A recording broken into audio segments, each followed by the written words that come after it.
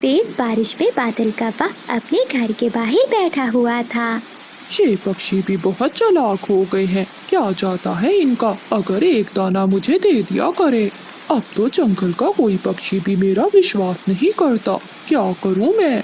आज तो भूख भी बहुत लगी है और ऐसी बारिश में अब मैं दाना कहाँ से ढूंढने जाऊंगा। तभी उसे दूर से बंटी कबूतर दाना लेकर आता हुआ दिखाई देता है।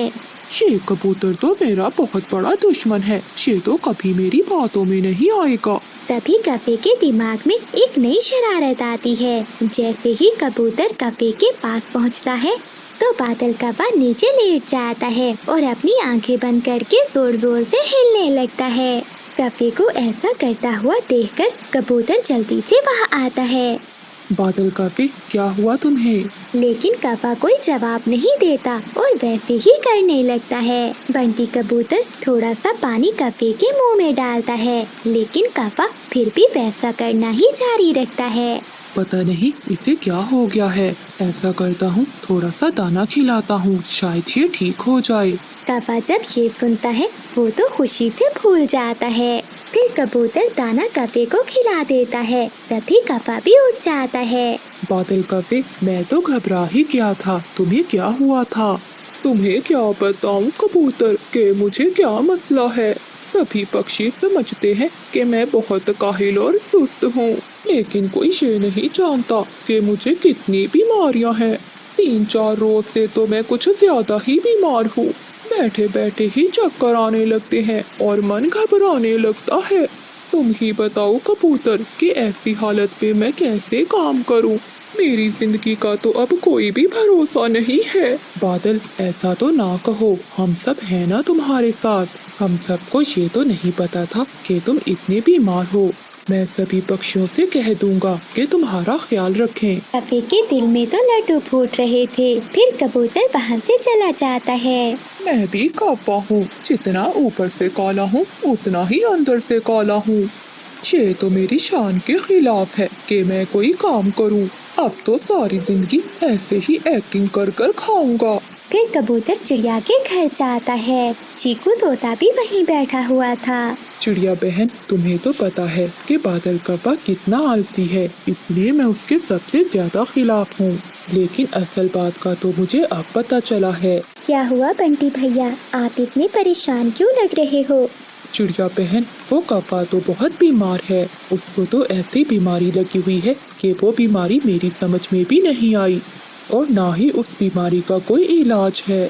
मैं इसीलिए यहाँ आया हूँ कि इस मुश्किल समय में हमें उसे अकेला नहीं छोड़ना चाहिए। हाँ कबूतर, तुम ठीक कह रहे हो। उसने आज तक हमारे जंगल में कुछ भी अच्छा नहीं किया, लेकिन जो भी हो वो है तो हमारे जंगल का पक्षी। हमारे जंगल की रौनक उसी की वजह से ही है। बताओ कबूतर, हमें क्या करना होगा? मैंने सोचा है कि हम सब मिलकर बारी बारी उसे दाना दिया करेंगे। हाँ बंटी भैया, आपकी बात बिल्कुल ठीक है, हम ऐसा ही करेंगे। अगली सुबह वो तीनों पक्षी बादल कौवे के पास जाते हैं। बादल भैया, मुझे आपसे बहुत शिकायत है। जैसा भी हो, मैंने हर मुश्किल समय में आपका साथ दिया है। आपको मुझे बताना चाहिए था अपनी बीमारी का। मानो बहन, मैं तुम्हें परेशान नहीं करना चाहता था, बस मैं अकेला ही लड़ना चाहता था। ऐसा कहते हुए कौवा फिर से वही एक्टिंग करना शुरू कर देता है। ये देखकर चिड़िया डर जाती है और वो कबूतर के बताए हुए मुताबिक एक दाना कौवे के मुंह में डाल देती है। कुछ ही देर में कौवा उठकर बैठ जाता है। कौवे भैया, आपने घबराना नहीं है, आप जल्दी ठीक हो जाएंगे। मानो बहन, मुझे लगता है अब मैं जल्दी ही मर जाऊंगा। ये बीमारी मुझे मारकर ही मेरा पीछा छोड़ेगी। अभी तो आज मुझे अपने घोंसले की मुरम्मत का काम भी करना था।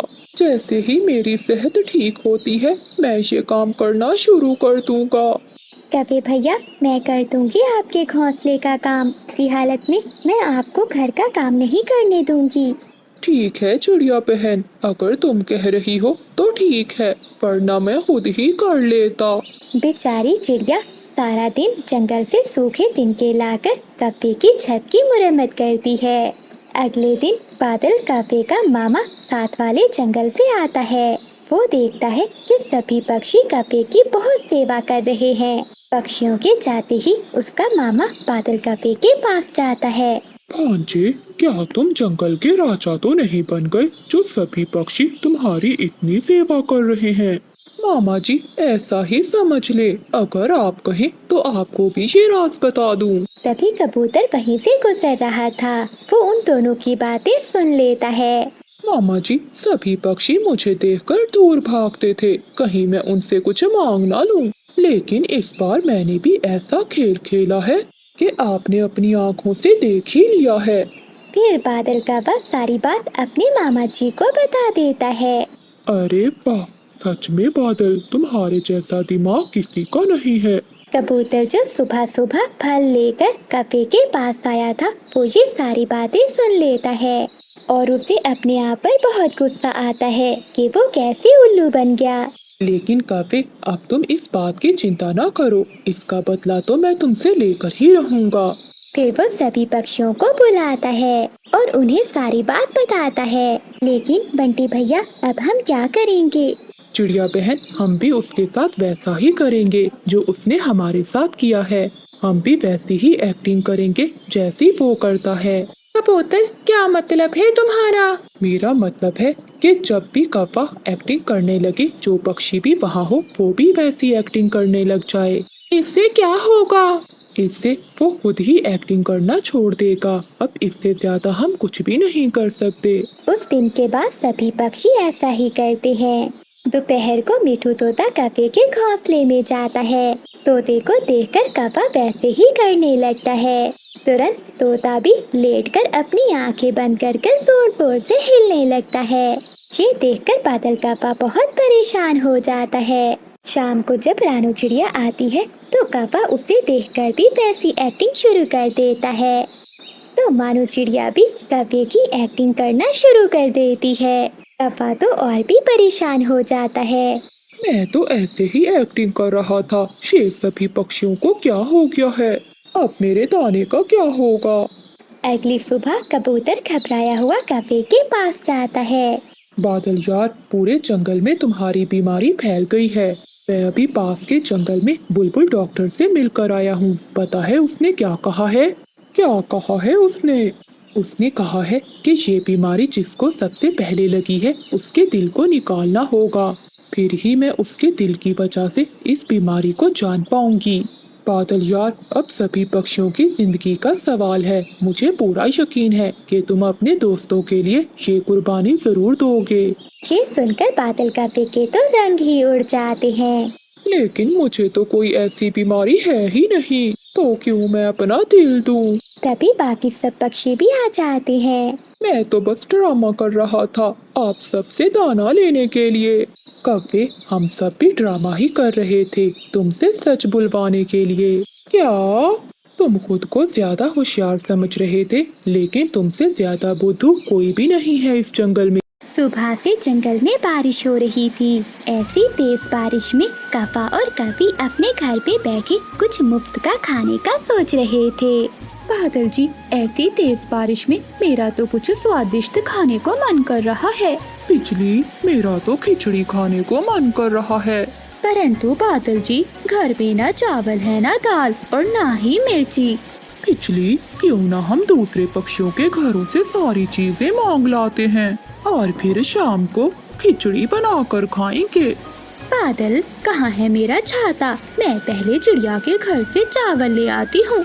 फिर बिजली कौवी अपना छाता लेकर चिड़िया के घर जाती है। अरे बिजली, इतनी तेज बारिश में तुम क्या लेने आई हो? चिड़िया बहन, मेरे घर में सब है, दाल भी, मिसाले भी, लेकिन चावल नहीं है। मुझे थोड़े से चावल दे दो, मैं शाम को खिचड़ी बनाऊंगी। तुम चिंता नहीं करो, मैं तुम्हारे घर भी खिचड़ी भेज दूंगी। खिचड़ी, वो भी दाल वाली, मैं जरूर खाऊंगी। ठीक है बिजली, अगर तुम्हारे पास बाकी की चीजें हैं तो चावल मुझसे ले जाओ।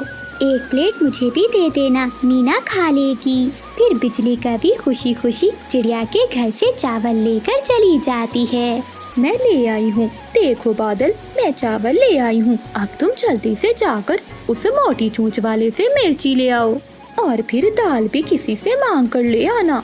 वो मोटी चोंच वाला है तो बहुत कंजूस, लेकिन मैं किसी तरह से मिर्ची लेकर ही आऊँगा। फिर बादल कौवा चीकू तोते के घर की ओर जाता है। तोते यार, तेरी भाभी बिजली खिचड़ी बना रही है। वैसे तो हमारे पास सब कुछ था, लेकिन मिर्ची नहीं है। क्या तुम्हारे पास मिर्ची है? हाँ कव्वे, मिर्ची तो है मेरे पास, लेकिन वो लाल लाल मिर्ची तो मैंने अपनी होने वाली सासू माँ के लिए रखी है। अरे तोते यार, तुम अपनी होने वाली सासू माँ को फिर कभी मिर्ची दे देना। आज वो मिर्ची मुझे दे दो, मैं तुम्हें 1 प्लेट खिचड़ी की देकर जाऊंगा। ठीक है कव्वे, तो मैं अपनी होने वाली सासू माँ को खिचड़ी दूंगा ताकि वो मेरी चिंकी से जल्दी शादी कर दे। ये लो मिर्ची, लेकिन हाँ, मुझे खिचड़ी देना भूल ना जाना। फिर बिजली कौवी बुलबुल के घर से मिसालें मांग लाती है और बादल कौवा कबूतर के घर जाता है। क्या हुआ कौवे, ऐसी तेज बारिश में तुम यहाँ क्या करने आए हो? कबूतर यार, मेरी पत्नी बिजली खिचड़ी बना रही है, लेकिन घर में दाल नहीं थी। अगर तुम मुझे थोड़ी सी दाल दे दो तो 1 प्लेट मैं तुम्हें भी खिचड़ी की दूंगा। अरे कबूतर जी, खिचड़ी तो मुझे बहुत पसंद है, आप कव्वे को दाल दे दीजिए। लेकिन हाँ कव्वे भैया, 1 प्लेट खिचड़ी मुझे जरूर देकर जाना। हाँ बबली बहन, जरूर। ऐसे पूरे जंगल से चीजें मांग मांग कर कौवा और कौवी खिचड़ी बनाना शुरू करते हैं। बादल,